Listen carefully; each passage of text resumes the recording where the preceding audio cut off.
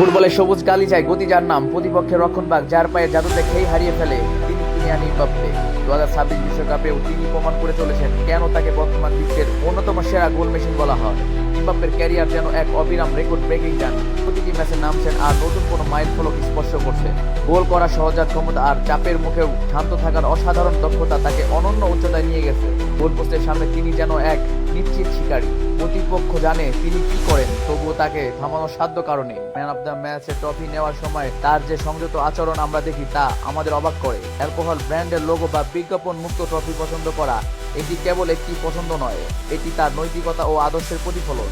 নিজের বিশ্বাসের জায়গায় তিনি কতটা অটল, এটি তরুণ প্রজন্মের জন্য এক বড় অনুপ্রেরণা। 2026 বিশ্বকাপে এমবাপ্পে শুধু একজন ফিনিশার নন, তিনি একজন সত্যিকারের নেতা।